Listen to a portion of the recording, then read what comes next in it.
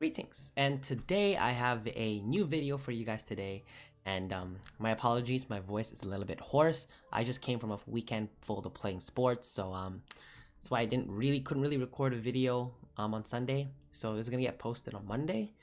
I feel like I've been doing a lot of sports on the weekends. I feel like I might just shift over to Monday, but I'll see whenever I get I'm trying to still make a schedule for when I upload videos. But I do guarantee at least 2 videos a week for you guys. And one will always be on Tuesday. The other one is sort of a mix between Sunday, Monday. I might try to spread it out to Thursday more, but nonetheless. So this is a different video I have. And when I first started making this channel, I was sort of doing more general gaming as opposed to sticking to a niche. And one of the videos I made, and I noticed was actually got quite a couple of hits. When I say couple of hits, I'm talking like it reached like more than 100 views. For someone like me, that's like actually really a lot in my own right. So it was a top 5 gold cards video, and I made that video like last year, like back in October of last year or something, and regrettably I deleted it.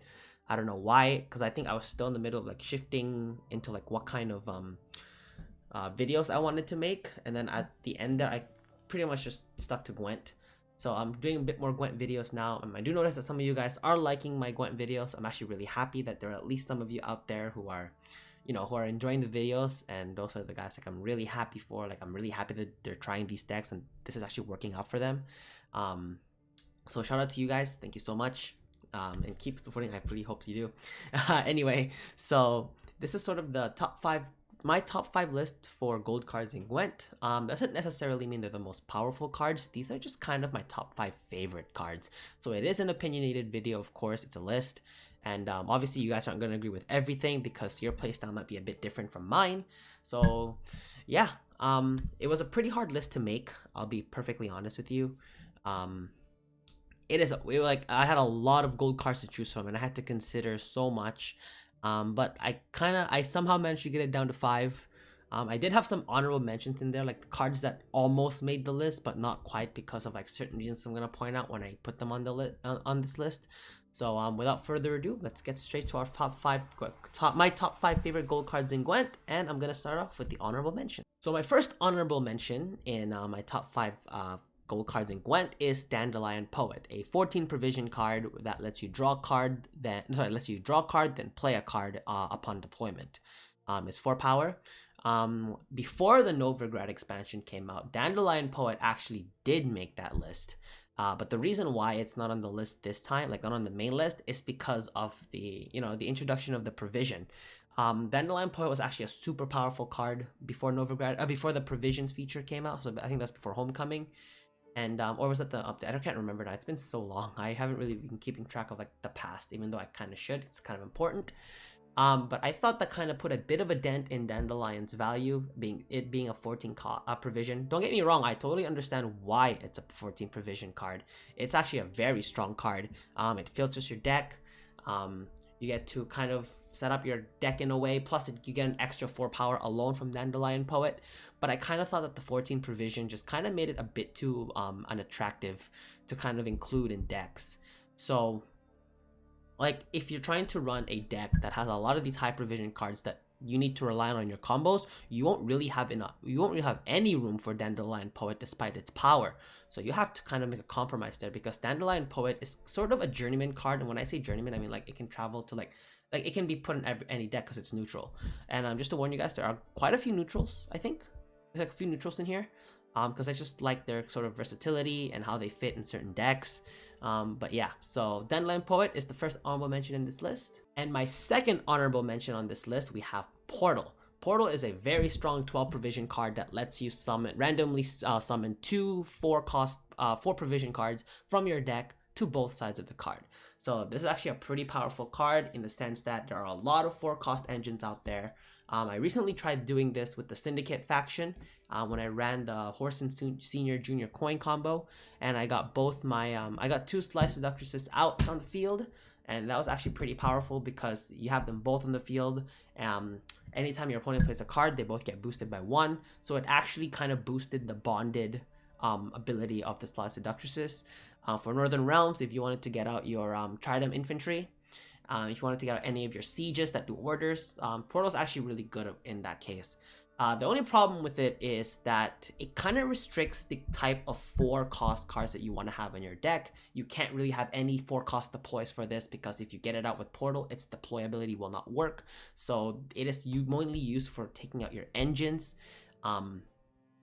And if you want to rely on a certain engine, you can really only have those engine as your 4-cost provision cards, unless you filter out all the other 4-cost provision cards. But I think that's a bit too high maintenance. So that's why Portal is on the honorable mentions on this list. So we're finally coming in to our actual top 5, my top 5 cards, gold cards for Gwent the Witcher card game. And coming in at number 5 on this list, we have Geralt of Rivia himself. Geralt of Rivia is a 3-cost card, 10 provision, that lets you destroy the enemy unit with 8 or more power upon deployment. Now, depending on how much constructed you play, you're going to see a lot of Geralt in decks, because he is such a good counter to these boost engine cards that just lets you like boost your units over and over and over.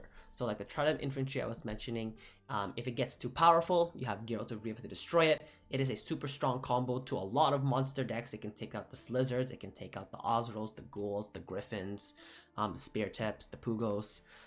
So there's a lot of things that Geralt of Rivia can do. It can even take out Sheldon the Skeggs from the Squirtle faction if it gets too powerful. So honestly, every time that's why the problem when you rely on boosting just one card for its value is that it can get easily tall removed by Geralt of Rivia, and having a 10-cost provision actually doesn't do as much, unlike Dandelion Point with the 14 provision, even though it had a more valuable ability.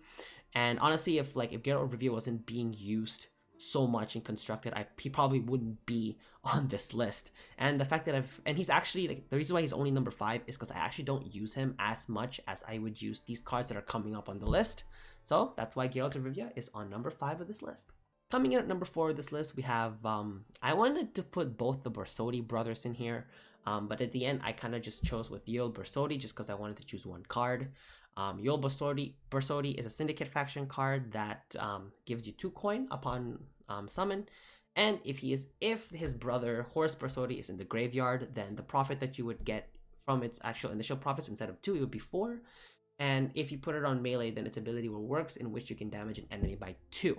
And it's also an 8 provision for a 4 power card, which I think is close enough balance to have that kind of ability. Actually, I think it makes it actually pretty powerful. Similar to Geralt of Rivia, Yoel Borsodi is found in a lot of Syndicate decks. And unlike Geralt of Rivia, I actually use a lot of Yoel Borsodi because a lot of Syndicate decks allow you to boost. So for example, Gudrun is a really good leader that lets you boost, but not enough for sort of damage. Horson Jr.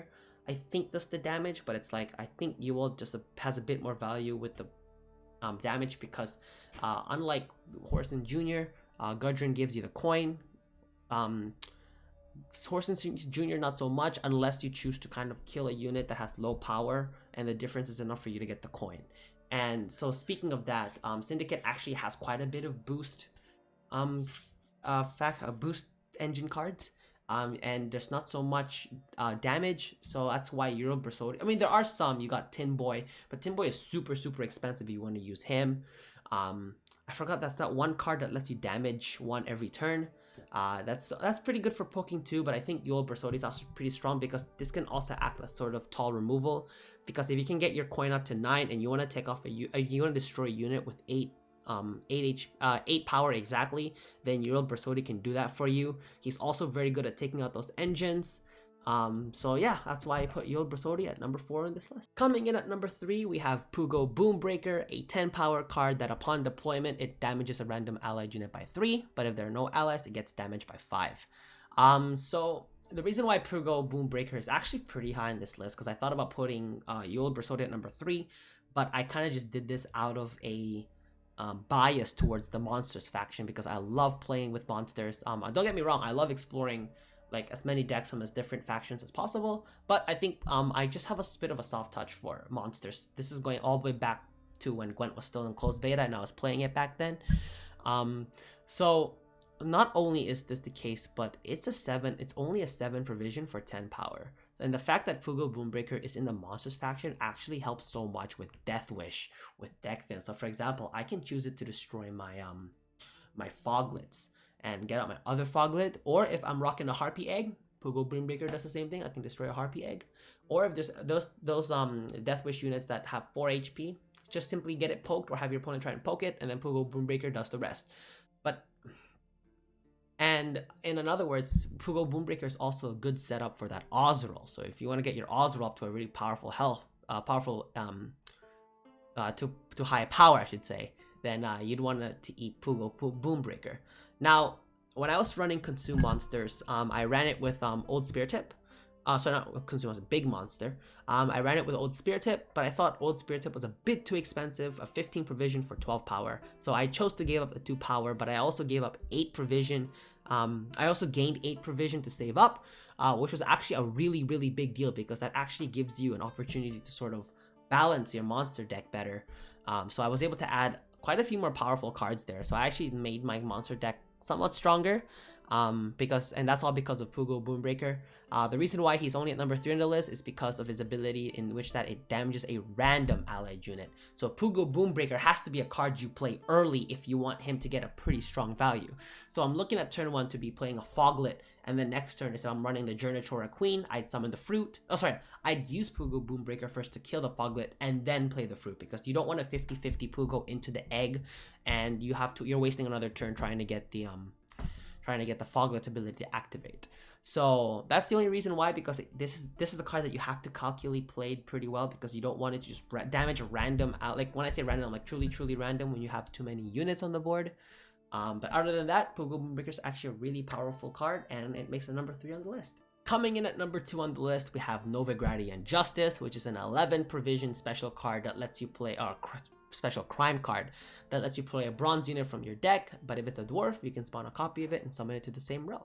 The reason why Novigrad Justice is this high up on the list is because of its ability to deck thin. It's great synergy with dwarves. Novigrad Justice actually played very well in my dwarf dwarf control deck, in which I was able to use Dennis Cranmer's ranged ability to boost all the units in the ranged row by 1, and that was because Novigrad Justice giving you that one extra dwarf, so you can get out an extra dwarven crossbow if you like. That's for an extra engine for poking your opponent. I mostly used it for the Mahakam Volunteers because you get 3 of those in the ranged row, and that just kind of helped boost I just mentioned it. Boost Dennis Cranmer's ability. Plus, with the use of Gabor, it's also really nice. So it actually helped a lot with the dwarves in the Scoia'tael faction. In the Syndicate faction, similar idea. You have but the only problem is I haven't used it a lot on Syndicate factions. I might feature more decks with the Novigrad Justice in the Syndicate faction, but I just noticed it's very powerful ability, like coming from the Scoia'tael faction, and I thought that did very well. So I actually like that this was a duel going towards Scoia'tael, which was really nice. And it's a deck thing, because you guys know I love deck thin. So yeah, it's good enough that Novigrad Justice makes the number 3 on the list. Oh, I just forgot to number 2 on the list. Sorry, and I forgot to mention it's a crime card, so it works very well with those Intimidate cards if you guys want to run them in your Syndicate decks. It's deck thin, Intimidate, it's really good, always pretty good. Crime has a lot of combo opportunities there, so it's good enough to make the number 2 on the list. Coming in at number 1 on this list, we have Royal Decree. Now, Royal Decree is a tactic card, 11 cost tactic card that lets you play any unit from your deck. Personally, I like Royal Decree because it's one of the most versatile cards in the game. I remember when I first made this video, Royal Decree actually wasn't number 1 on the list because at the time you were only still able to play only gold cards from it. But the fact that you can play any unit now is actually really good because of the amount of deck filtering and deck thinning that's kind of been added to the game. Your chances of getting all of your golds into your hand have actually increased a little bit. So the fact that the Royal Decree can let you play any unit, including a bronze, which means that you can take out any of your missing engines or missing PCs that you need to fill a strong combo. Royal Decree can do that for you. If there's any gold cards that you need, you can always take it out with Royal Decree. And at least if you have all your gold cards in your hand, Royal Decree will not be considered a dead card anymore because you can still have the bronze card to be taken out.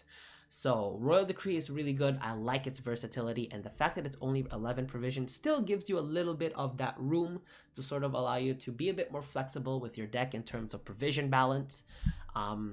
And Royal Decree just I don't know, I just think it's a very strong card overall. I like what they like the way they work with this card, and it was on my top 5 favorite cards to play list back when I made it, but before I deleted it, and it's also on this list. Only it's a number 1 now. So thank you so much for listening to seeing my top 5 favorite cards to play in Gwent the Witcher card game.